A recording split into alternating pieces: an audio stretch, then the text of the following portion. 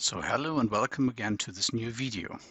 This video today is not a boat test, although we were sailing with a beautiful boat, in this case with an X-382, and was really beautiful also to sail in the Baltic Sea. And also there will be new boat tests to come, so please subscribe for the next videos.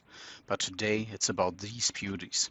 Those are 12mR 12-meter racing yachts, and we were lucky to witness the Robbe and Berking Sterling Cup 2022 in Glücksburg in the Baltic Sea, close to Denmark, still in Germany. So the boats were really racing out in the water. We really could see them fighting to get good positions, and we were not just looking at them from the close and only not see them in the harbor. So as mentioned, we're very happy and very glad to see them and to really experience how they operate.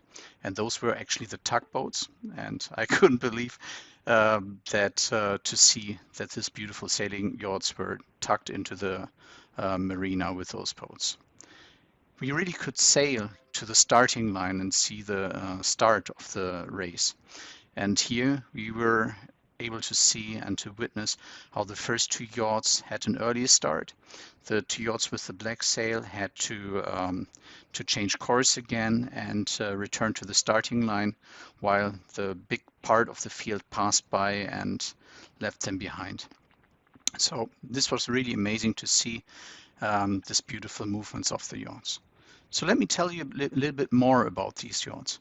The 12-meter class actually was funded in 1905, 1906, and they were an Olympic class from 1908 to now 1920, and the America's Cup was sailed with them from 1958 till 1987.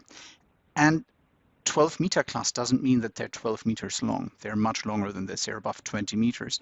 But there's a fixed formula which defines the parameters of this boat. And at the end, the result of this formula is 12, not 42, not anything. It's 12. And that's how this is defined. After the start, we moved over to the windward marks, and we could see and really see the action on the boats, how they set the spinner car and how they took down the Genoa. And part of this race actually were some very famous boats that you will also see here. For example, Kiwi Magic, Northern Light, Niki Anchor, and Sphinx, and Anitra, and all those famous boats that are really they wrote history in the America's Cup and also in the Olympic Games. So some of the boats here are almost 100 years old, and they sail sail very well. And all those boats are not just they're not preserved and yeah, but they're very well taken care of. And when zooming out here, you see how 4 yachts are really fighting to the windward mark to get the best positions. And for us, it was just a joy to see how they're operated.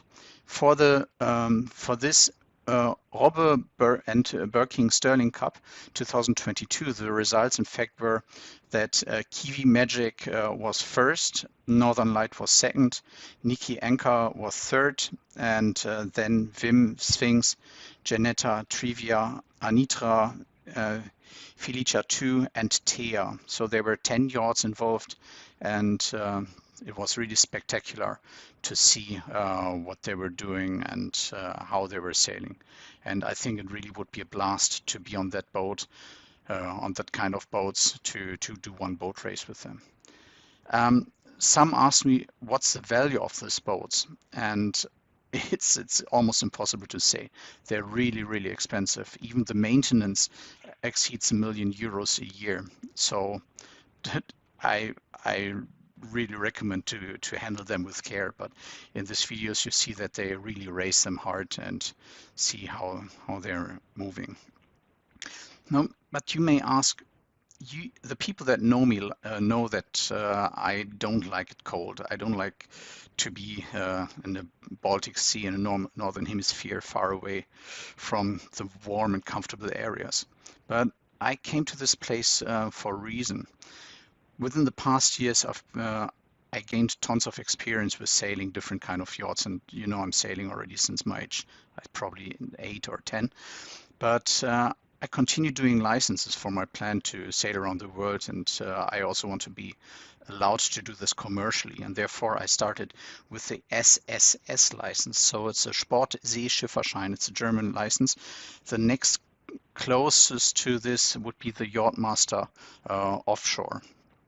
And to do this, I read tons of books, really, really, really many books, and I really try to suck up as much as information, as much as knowledge as any possible, and even learned all the KVR, collision avoidance rules, to learn pretty much everything, like storm tactics, heavy weather sailing, and all the how weather works, and did lots of practice on the map and tide table calculations, everything that's related to this.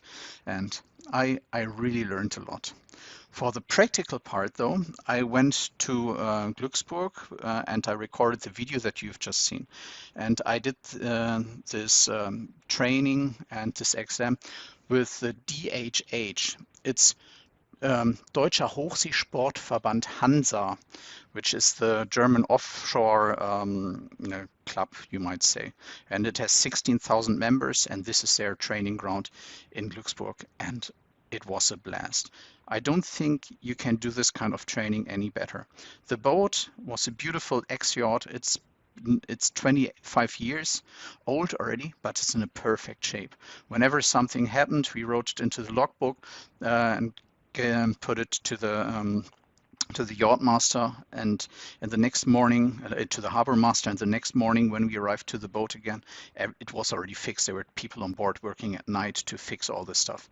The boat is perfectly equipped for training, and it doesn't have an autopilot and stuff that could abstract you from doing real sailing, but it's perfectly equipped. It's in perfect shape. It's just a beauty, and the training was absolutely amazing. Our sailing teacher here, he did nothing but do everything for training, and he does it full time, and off season he makes internships at boat builder, at rigger, at sail makers, all this stuff, but also at kitchen makers, because he wants to know everything into detail how this kitchen works. And we learned so much, and thanks a lot.